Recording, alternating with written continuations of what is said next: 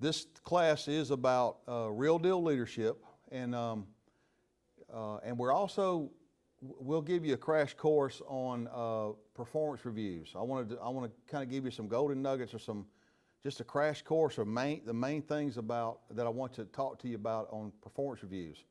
And the chief wants this recorded so he can use this for future employees for a little while that maybe are going through training or about to go through training. But my bio is this. I grew up in Daphne, Alabama on the Eastern Shore. When I got of age to join the military reserves, I went into the National Guard. I became a combat engineer. The Army trained me how to blow up bridges. I really liked that, blowing up bridges. I like being trained on that. I did not know we had to build bridges, and that's not too cool. I didn't like that at all. And so I asked the Army to train me. I still want to be a military policeman. So the Army said, no, you're going to be a combat engineer if you come in active duty. I said, no, I don't think I am. And so I became an Air Force cop and traveled all over the world as an Air Force cop. I was a cop for about 8 years. And I did everything the Air Force had to do as far as my career field, as far as the challenging stuff. I did it, and then I was still bored. And so I got out of the Air Force and joined the San Angelo, Texas Police Department, and I was a cop there, and that's about 150 officers back then. And it took me that long to finally get homesick and return to Daphne. And I hired on with Daphne PD as an officer, and I was there with them for 16 years, and I moved up through the ranks from officer to captain, and I left Daphne as a captain to become Foley's 6th police chief, and I've been a police chief there for 13 years and only just recently retired. Great experience being a police chief. I've had a great career, but that was kind of the high point of my career, is becoming a police chief of those great men and women I got to work with. And of course, they hired me back as a part-time employee, as a training specialist for the city of Foley. That's what the chief was giving me a hard time about, teasing me a little bit about it. But so let me ask y'all this. This may tell your age, it may not. So when I was a little kid, I watched the greatest show ever that was about police work. And it's actually why I'm a cop today. Who can tell me what that show was back in the 60s and 70s? It was the best show ever about police work. Just say it out. You ain't got to raise your hand. Andy Griffith Show? Andy Griffin? Are you talking about Barney with a bullet in his pocket? That helped law enforcement? No, that did not help law enforcement. That set us back 50 years. I can't believe I just heard that. Anyone else got an idea what the best show ever on law enforcement was besides Andy Griffin? No. Adam 12, and you're a young man. You're a young man. He knows about Adam 12. I can't believe it. I'm impressed. I've never seen that before. Adam 12, okay? And this is what I was going to say, and you may be older than you look, but you look young, and so I was impressed that you knew who that was. But so I'm hiring cops so young now that they don't know who Adam 12 is. As I look into some of y'all's faces, I'm saying you may not know who this is. Adam 12, y'all know who that was? No? Oh my gosh. Well, that's it. That's Adam 12. But I'm hiring cops so young now they don't know who Adam 12 is, okay? So recently I hired one of my policeman's sons, and I was talking to his son, this young man. He was going to be a cop, and I was talking to him, and I started talking about great Americans, and then I mentioned John Wayne, and he said, "Who?" I said, "Oh my gosh, you don't know who John Wayne is?" And so I called his daddy right there on the spot, and I said, "You have failed as a father. You know that, right? Your son doesn't even know who John Wayne is. Do you know who John Wayne is?" Isn't he a singer? No, I don't know. I'm too young, I guess. Okay, you're too young. That's shameful. That's shameful. That's why we're going to have this in this case. In all of our training now, I incorporate these images. That's John Wayne, okay? And we cover one Adam 12, and we cover John Wayne. So younger folk, you knew who John Wayne was. Okay, good. Now let me say this. This is police training, and I enjoyed this yesterday because the fire chief was in here. And I said, "You're a brave man coming to police training as a fire department." But I enjoy it. So we always like to show a little love to our fire department. So back then, in the 60s and the 70s, when one Adam 12 was kicking it, What was the equivalent fire department show back then? Anyone tell me? Anyone know? Anyone? Nothing? Mercy 51. Check this out, Mercy. And the fire chief, I said, man, they got their little bunk bed action right here. And they got a little side room where they iron each other's little blue T-shirts. The fire department does. And I had a little fun with that with the fire chief. That was pretty good. He's got a great sense of humor. He actually he rolled with the punches on that. Here's the outline of the things we're going to go over. I'm not going to read each one of them to you because we're going to go over them. I do want to know the IQ test. Some classes have done okay with this. Some have not. But this is an important test question. It's the only test question you have, but it's to see what your IQ level is in this class right here. So here it is. Your child's being eaten by a camel. Do you A, save your child, or B, take a photo? Which one? No answer? Who's going to believe it? I usually get, well, it depends on which one of my kids that is. That's usually a pretty good, okay, you passed. Okay, real deal leader. What do we do well? And I'm going to come back and ask you this, but what do we do well as a police agency at Foley PD? What are we known for? What do you do well in your agency? And I will tell you, I've been majorly impressed with the comments I've gotten back from Pelham PD. And the rest of the city as well. That's been cool to hear that as well. The city of Pelham, the different sections in here: Racket Club, Public Works, Sewer Department, just some of the other departments that are here. But I'm going to come back to. So I want y'all to think on this. What are you known for, and what do you do well as an agency where you work? Okay. So we're going to come back to that. And your chief, he talked about this for a minute with leadership nuggets. Again, if you walk out of this class with one or two, maybe three leadership nuggets, then mission accomplished for me. I've got classes that I came away with 3 or 4 leadership nuggets, and that was mission accomplished. That's a good class because I had something that I remembered, that I remembered the rest of my life that helped me. So what I'm going to do. This class is about real deal leadership. You will hear me speak bluntly to you about leadership because you need to hear some of the things I want to talk about. That's the reason the chief had me come up here.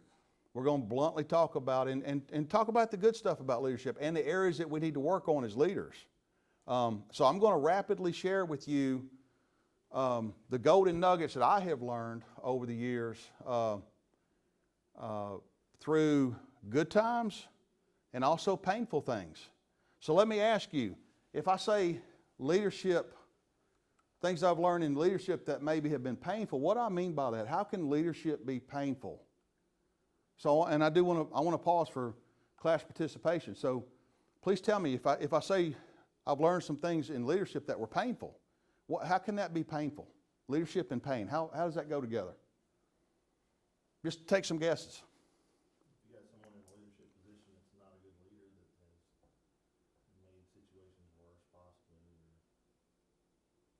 That's actually, I haven't heard that answer before. That's a good answer.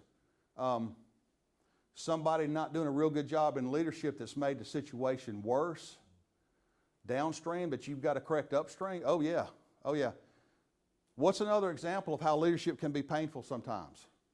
When you have to discipline somebody that you're close to. Yeah. We get close to one another.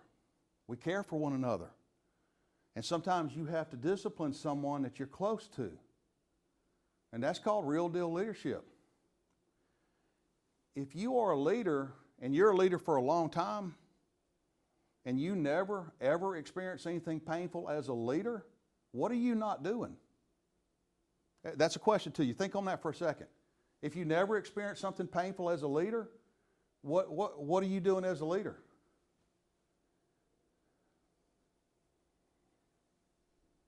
Because if it's painful, that means you did your job. Sometimes it's somebody you're friends with. But if you never experience any pain at all, and you're not coming in leadership for pain, but I'm saying I'm going to share with you things I've learned from good experiences in leadership, and I want to share with you things I've learned from painful experiences.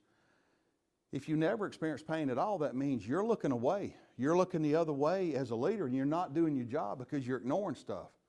And so if you don't ignore that stuff, sometimes it can be painful because like you said, you're having to deal with people that you care about.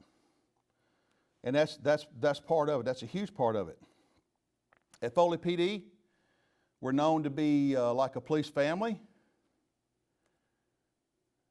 That's some of our folks. Our family. That's one of our school resource officers. We're known to be close with one another.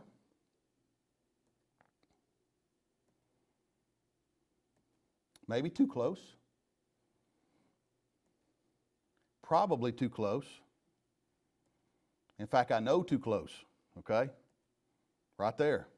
Too close. But that's not what I'm talking about. What I'm talking about is what do we do well, okay? So here we go. This is what we do well. We're good at crime fighting. We're very good and we have a quick police response. We have real good community relations. And we have a delivery of an advanced level of police services. You know, a lot of agencies, well, they deliver a good level of police services. We take pride in delivering an advanced level of police services, and that's what we're known for. And we're known for professionalism. We're serious about our jobs. I have a 55-bed jail. That's 14 COs, 55-bed jail. That's a lot of work there. There's stuff that happens back there. This is why they're training like that. These are 2 COs. What are they doing here? What does that look like they're doing? This is training. What does that look like they're doing? Huh? Grappling. They're fighting. Now, why would we take as leaders in a law enforcement environment, or whatever environment it is, but in the leadership environment, why would we be making correction officers fight each other? Why would we do that? Because they're gonna be fighting an inmate one day. Yeah, but we give them tasers. Isn't that enough? Huh? You're shaking your head back there. No. Do the tasers fail out in the streets? Yes, they do. And do the tasers fail in that jail environment? Yes. And I will tell you personally, the day I went back there within the last year and I saw a puddle of blood that was as big as that chair area, and that was from one of my correction officers who bled that much. He was in the hospital for a couple of months. He was viciously attacked. He had a taser, but he didn't have a chance to use it because he got viciously attacked. He was in the hospital for a couple of months, and I think he'd have been beat to death if another CO had not came to his defense. And so as a good leader, you need to be able to see the big picture. You need to be able to do things that protect your people. You need to do things that's good for your people. And here, I have to have a knowledge that though you and I, this man back here has gray hair like mine, you and I may have grew up where we had, we grew up with maybe some street fighting going on. The younger folks today, not so much. And so if they never had to fight anybody, we need to be able to know that because you can't always depend on the taser. And so this is what you do. You train your people up so that they protect one another and they don't get hurt and they can do their jobs.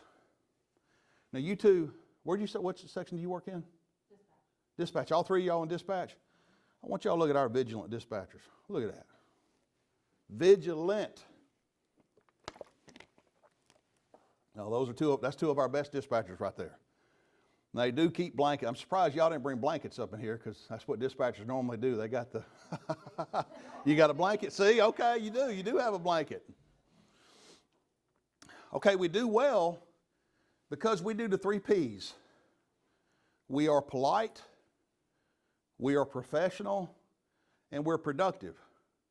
And my folks will hear this from me, and I want to share this as a leader. They need to know this directly from you. So when my police officers and my community correction officers hear me say, we need to be polite until we don't need to be polite anymore. What am I saying, sir? What does that mean from the chief? You're professional in your bearing and you talk to other people until the suspect you're dealing with is exhausted your ability to be professional and polite to them. That's well worded. That's well worded. That's cautiously worded because he's on tape. But there's times you quit talking and you have to put somebody in jail and you have to fight people. And so my folks, hear from me directly. You be polite until you don't need to be polite no more, and you got to go to work and put them in jail. Knock down, drag out fight sometimes. That's what it takes sometimes. Using the minimum amount of force necessary. I know all that's understood. But they need to hear from me about that. And we're professional. We are productive.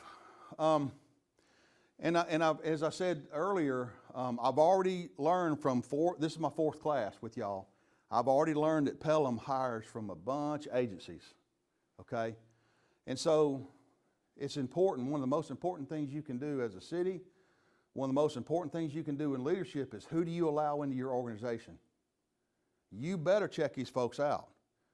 You can't just go by everybody looks good on paper. Everybody does. When they turn in their resume and you call their references, yeah, they look great. You better check them out. You better guard who you let into your agency. You need to be very thorough and do good background checks. For instance, if someone up here, around one of these cities up here, if they have an application in with Foley PD, they'll have 2 detectives drive up here. It doesn't matter where you're from, detectives are going to go there. And so these detectives, they arrive and they start doing background checks. So can you always depend on reliable information from an applicant's coworkers?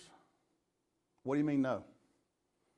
What's some examples of that? Either way. If you had an employee or a fellow employee that wasn't doing his job and you're glad to see him go, you might be a little, Huh? you might be all, You ready to see him go because he's not doing his job and you give him glowing remarks? Yeah, that happens. That happens in all walks of life. It can happen with racket club organization. It can, wherever you work, that can happen. Your coworkers give you glowing remarks because they are ready for you to leave them because you're not a good worker. And this is what we're looking for when we do background checks. Or the other side of that coin is, well, they're friends of yours and they're just not going to be totally honest and transparent on what we're looking for. And so now when we're looking for people that are polite, professional, productive, approachable, so on productive, when I say productive, what am I talking about for police officers? Productive, what does that mean? patrolling your area, checking doors, writing tickets, arrest people, need arrested. Yeah. So if I send detectives up here and they, with signed records release, of course, but when those detectives come up here and we want to see what kind of employee you are, we want to see if you're productive, we can check and see if you're polite. We can watch in-car videotapes if we want to. We can check, and that'll tell, if you have no internal affairs file, that's a good thing. If you have an internal affairs file, we need to see that. What's that about? And sometimes they're cleared. Sometimes they're cleared of that wrong accusation. Sometimes they're not. And we see that internal affairs file and we say, no, we're done here. We're not interested. Thank you. Thanks for applying, but we're not interested. Or, but what's some of the ways, if we come up here and we want to see if you're productive, what are some of the things we can start checking while we're at your agency? If you're productive, we can start checking what in your agency? Huh? Stats. Okay. Or lack thereof. So if despite what you put on paper, and despite what the glowing remarks your coworkers gave you, if our detectives then go check your stats, your productivity stats, and let's say you've made 2 on-view arrests in 2 months. You wrote 2 tickets in 2 months. Really? Are you very productive? No. I would say that's lazy. And I would say thank you for applying because you're not going to hire on with us. That's the kind of stuff that we go look at. And looking at all that, you can tell if a person is professional, productive, and polite. You can. And that's important on the front end. So in leadership, if you're in a position like that where you're involved in hiring people into your organization, these are important things you need to look at. So let's say that we have an employee, all that checked out okay. He gets on with us, he or she gets on with us, and of course they make it through probation, of course, just come off probation. But let's say they're off probation, and all of a sudden you start seeing a change in that person. Now, I was raised with the saying, what's down in the well will come up in the bucket. What does that mean to you? That can mean your true colors are going to come forward. So sometimes they'll get in your organization and they'll fake it till they can make it. But then their true colors come forward, and you see where they start being rude to people. They get lazy on you. They're not productive anymore. So if we have a person like that that starts being unproductive, rude to people, impolite, we're starting to get verified complaints. Because a lot of times those complaints, sometimes they're legitimate, but a lot of times they're not. You just have to go back and review the the body cam or the in-car video and see this lady that came in and complained on you, that was a flat out lie. Because that officer was not rude. That officer was very polite and professional, and this person came in and really made a false report on the officer. You'll see that. But I'm talking about they get lazy on you. They start being legitimately rude to people. When we see that, is that below our standards? Is that below Pelham standards?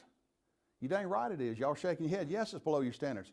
So, do you think that person is going to stay an employee with the city of Foley when we start seeing that? No, they're not. And that's real leadership. You've got to be able to guard the gate on who you let in, as far as you need real good employees coming in that are polite, professional, productive. And if they don't meet your standards, you've got to be bold enough as a leader to try to redeem them. But if you can't redeem them, you've got to get them out of your organization. And that's an important part of this. If you do something well, then do lots of it. This isn't a rocket science. Cities, police departments and such, you find out what works well, what you do well, and then you do lots of it. And that's what we do. We do lots of that. Okay? So at this time, what I want you to do, I want you to tell me, what are you known for as an agency and your department? What are you known for, and what do you do well? Community relations. We get a lot of compliments from the citizens, we get a lot of complaints from the bad guys, so I think we do both sides pretty good. Okay, he said we get a lot of compliments from the public, the community, which I know for a fact. I've only been up here 3 days, 2.5 days, and I was at both. I've been with your guys at restaurants, and I've seen the public come up. In one restaurant, they came up 3 times. 3 different people came up and said, "We want to thank you for the job you're doing." I got to witness that. That's a great problem to have. The other thing is, you said the bad guys know what? They give a lot of complaints. The bad guys complain a lot? Yeah, because you're moving against them. Okay, that's good, because I've already heard with the criminal element, there's a reputation. Pelham doesn't play. If you come to Pelham to do some crime, they're probably going to get you. That's the kind of reputation you want to have with criminal element. What you known for? I hear from the public that they like seeing our patrol cars come into their neighborhood a lot. It makes them feel very safe. They call the dispatch and tell you that? Really? They call just to tell you that. It's a great problem to have. They're calling dispatch just to say, I want to tell you, we see the high visibility and we appreciate that. That's good stuff. Yes? I think the thing I've heard a lot is how well they work with dementia patients. Oh, really? We've had several calls where, like they'll specifically, they go out really well just to help the person who's the caregiver. They go above and beyond? Person, yeah. They don't go help them a little bit and get back on the road. They help them. Remember their name and everything, so it's kind of like, it's a personal kind of relationship. I will tell you on a personal level, my mother has dementia. She does not remember me. She doesn't know who I am. That's very important when you have a police department that helps on those things, because we get a lot of calls like that. Because the poor lady, she wakes up, she doesn't, who is this man in my house? And she calls the police. That man's been your husband for 40 years, you just don't remember him. That's some sad stuff, but it's very important. That's the first time I've heard this up here. That's great. You hear about the care that this agency gives on their dementia patients. That's good stuff. What you got? We have quick response with the police and fire department. Police and fire has a quick police response. If you don't have a quick police response, the citizens know it and they don't like it. And they've grown accustomed to your quick police response. What are y'all known for? I would say our hospitality to people and the maintaining of the complex. Yep. I've already heard that. Okay. Y'all are known for your politeness and professionalism, but you're also known for your facility. I've already heard that up here. If your facility was in ill repair, you can talk that talk, but they're not seeing it. So I've heard y'all have great facilities up here, and you keep it that way. Yes, sir. I think we're a well-trained police department. Well trained. Yeah. Yes, ma'am. We have effective communication with the public. We have a lot of initiatives on educating, the public on different things. But we're also 99.89% of the time out front of any sort of crisis. Great communication with the public. That's good stuff.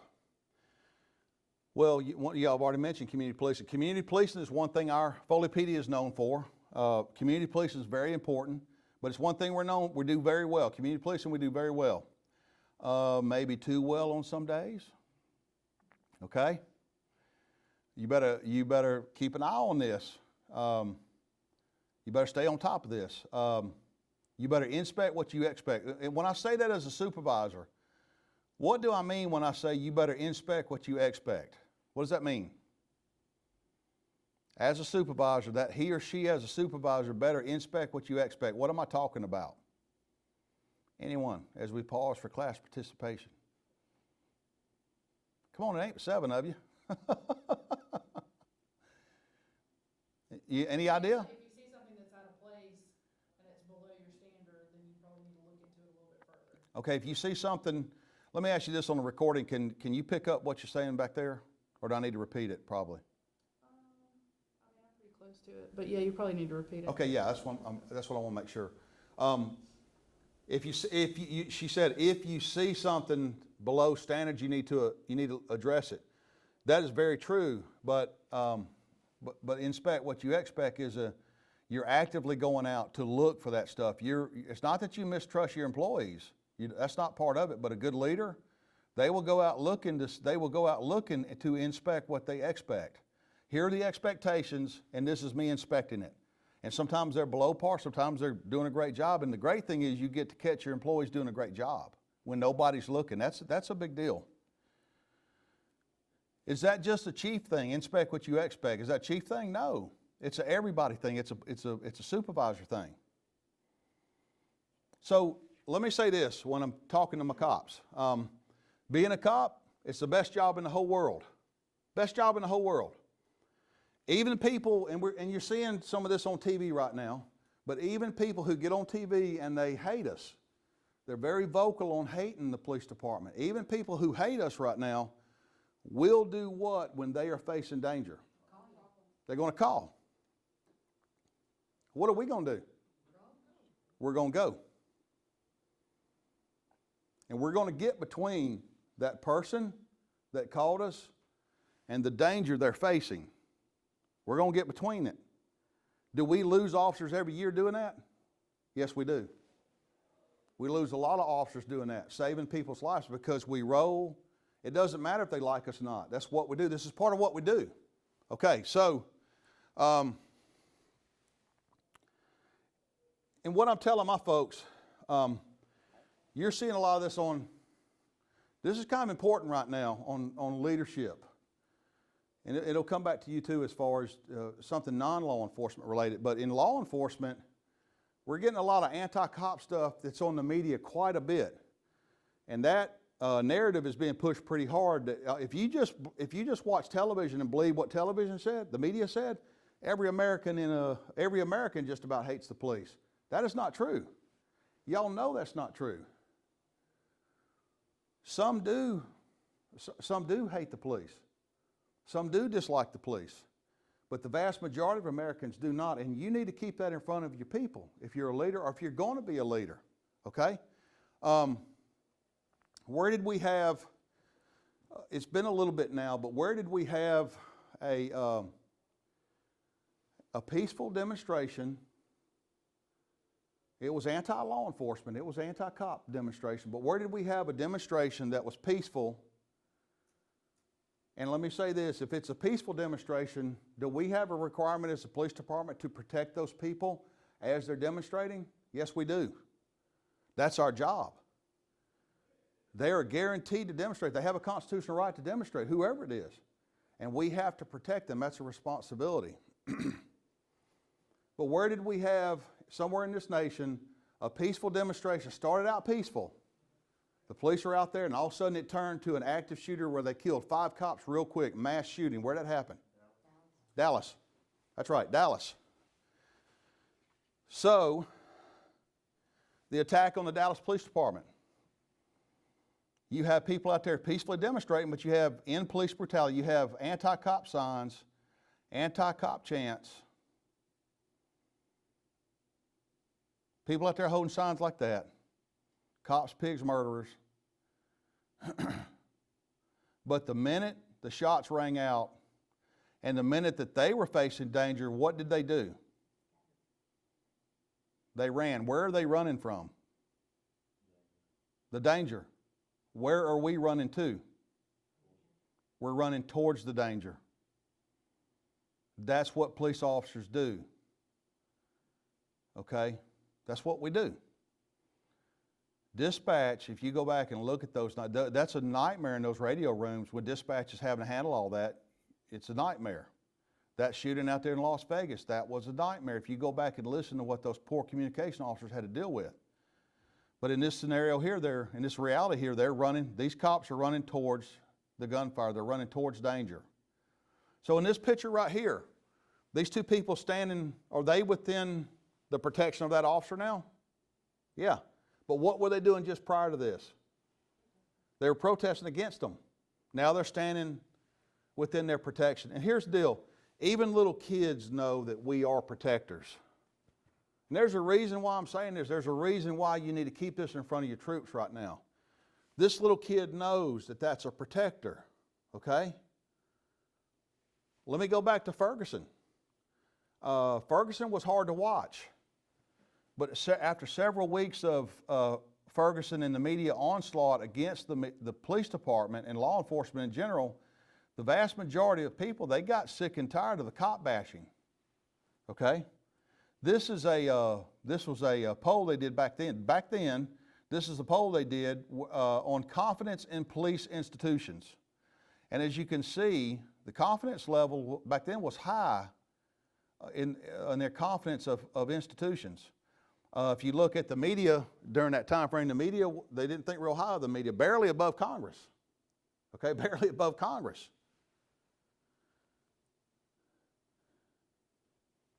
But let me ask you this. In confidence, the confidence of the people in law enforcement as an institution, have we taken a hit in this area in some parts of our country? Have we taken a hit? And let me ask you why. What has happened where we've taken a hit in this area? And the confidence in our institution.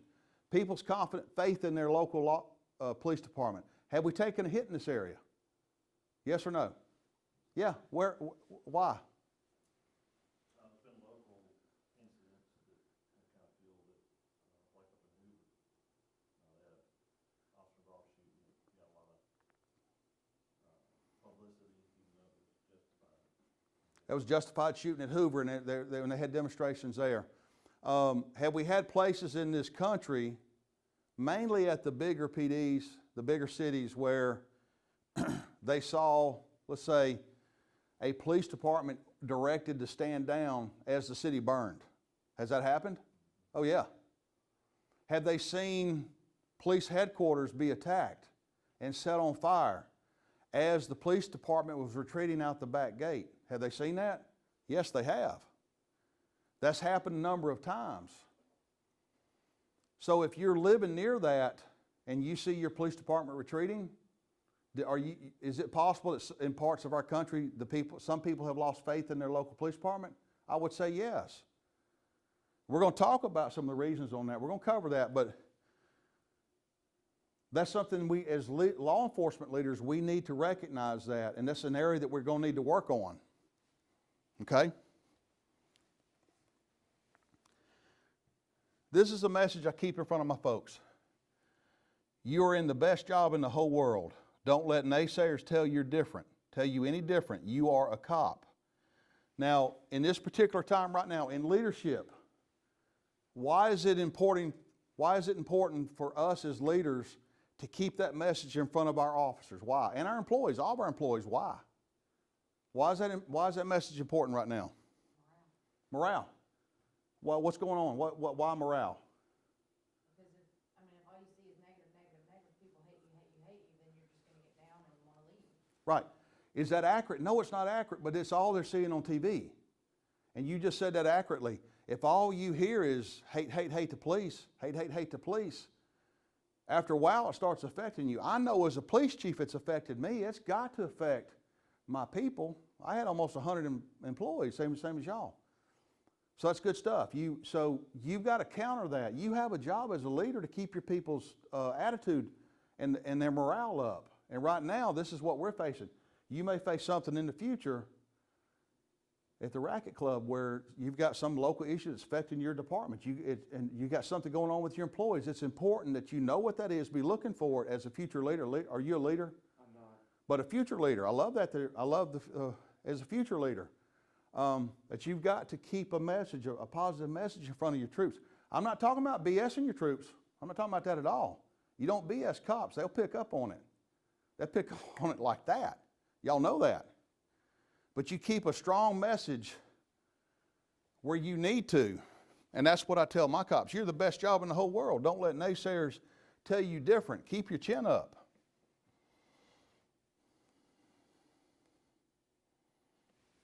This image right here.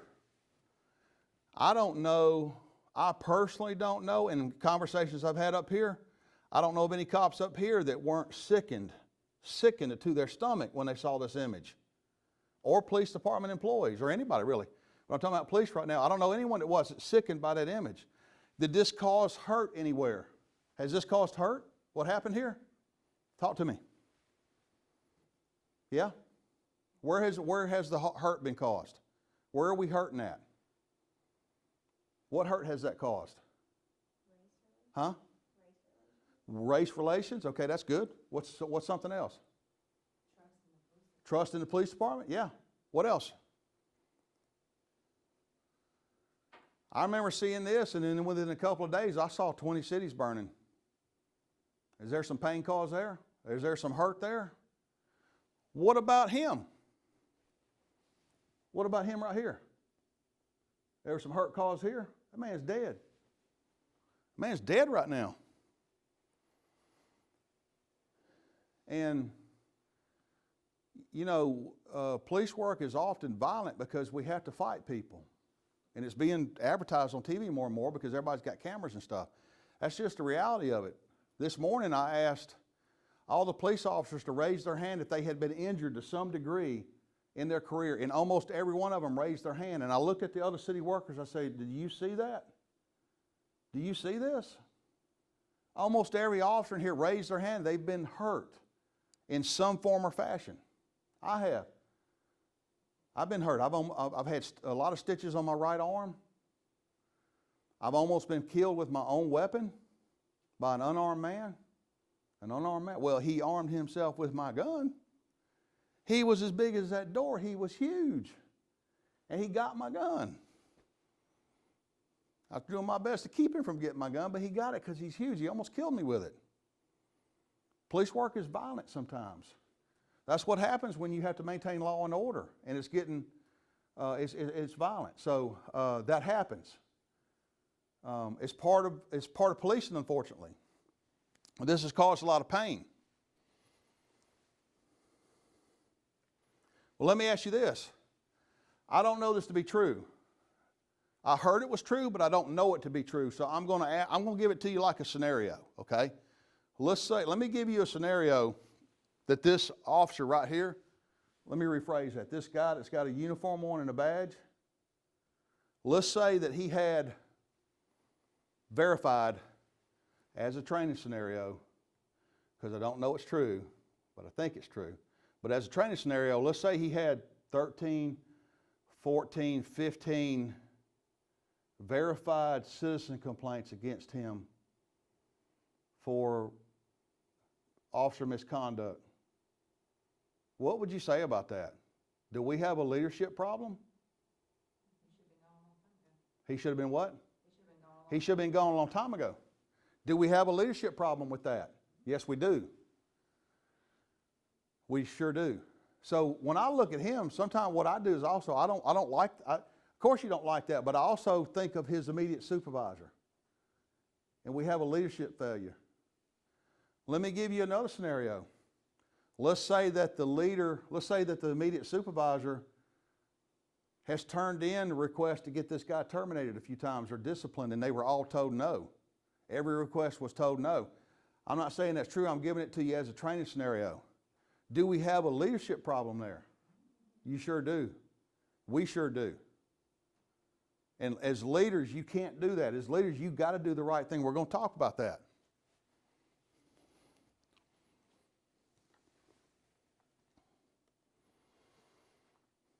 I know y'all didn't have demonstrations here, but I understand that did you go to Hoover? Did you go? Some of your officers went to Hoover to back them up. Okay, so this is a demonstration, about 350 people, and they are at 98 and 59. Where is that at? That's a major intersection with about 350 demonstrators. Where is that at? Does anyone know? Is that right near the, what you call it, right as you get down to the beach? Mm-hmm. And Gulf Shores? It's before you get to Gulf Shores. That's called Downtown Foley. Downtown Foley is where that happened. And so let me run a scenario to you. We had 350 demonstrators show up at 98 and 59. That's amazing. See, at the time, let me give you what we were facing. At the time, we're receiving intel from Mobile PD. They'd had a large demonstration over there where demonstrators actually tried to move into and block an interstate and were stopped. They had clashes over there where other people broke away from the clash once the police department was kind of tied down with the clash. They thought they were, and then they went and attacked Walmart and maybe some other areas. But when you do that with a police department of 500 people, they had the people to take them down, and they stopped it. So that's the intel we're getting. We're getting intel that this demonstration may have some outsiders coming in to stir up some stuff and clash with us. They may also break away from there and go attack Tanger Mall. They may go attack Walmart. And so the organizers of this event, they're peaceful people. They're local folks. We know them, and we try to discourage them from this right here, because I said, what's going to happen when outsiders come in and turn this thing violent? And that's what we were concerned with, because that's generally what was happening. And so let me ask you, you got 350 demonstrators coming to 98 and 59, the downtown area, the heart of our city, especially with the older buildings down there, the heart of our city. So as a police, in leadership, what are some concerns I may have as a police leader? With this going on, with these folks coming in here like this, what are some of the concerns I have? Public safety. Who's public? I mean, who are you talking about? Innocent people that are just happen to be downtown. Innocent people that may be downtown. The peaceful people who, yeah, because you're gonna have some people that are gonna be violent coming in, and they're not gonna care that. So public safety is a concern. We're concerned about the peaceful people that are downtown shopping. We're concerned about, do we have a right to protect the peaceful people at the demonstration? Yeah, we do. You just said that. Okay, and if you have violent people come in, that's what they do. Sometimes they come in from behind and they push the demonstrators who are trying to be peaceful up into the police. That is a technique some have used. So what other concerns do I have? Burning buildings. There's some very old buildings down there that are a couple of 100 years old. Burning buildings, that's going on in other parts of the country at this time. What's some other concerns? Someone else give me some answers. Huh? Theft and looting, okay, that's good. Officer safety, thank you, I'm looking for that. Okay, so let me ask you this, if 350 people came to demonstrate downtown Pelham, do you have enough Pelham officers to handle that? No, you do not. Neither did Foley. So what now is, let's talk about my responsibilities as a leader. Okay, so what are my responsibilities to this demonstration? What are some of the things I need to be making sure we handle, that we put in place? What are some of those? We got to have more manpower. Check. That's check. We did that. All right, what else?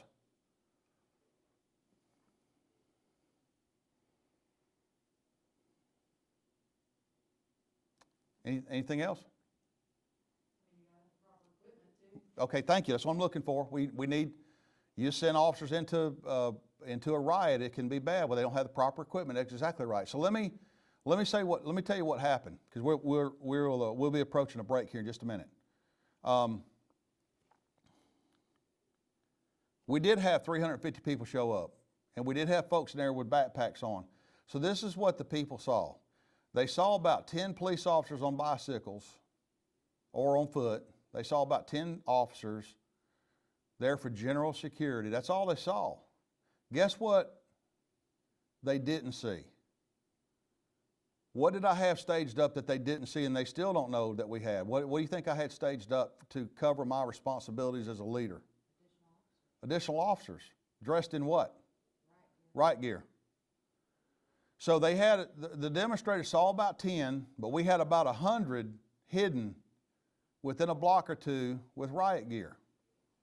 Because we have a responsibility and we need to be prepared as a leader, leadership in law enforcement. We had to be prepared to handle a peaceful demonstration, and we had to be able to handle it if it turned violent, and that's what we did.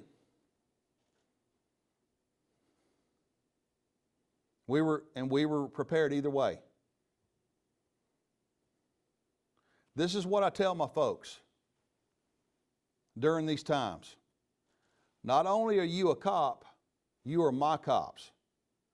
And this is the exact message I kept in front of them. It's been my highest honor to be your police chief. I hear good things about y'all everywhere I go. It is an honor to be your police chief. You men and women are some of the best in law enforcement. And I will tell you that's how your chief feels about you. I've heard it too many times now in just a short amount of time. Not too many times, that's a great thing to hear. But that's how he feels about you.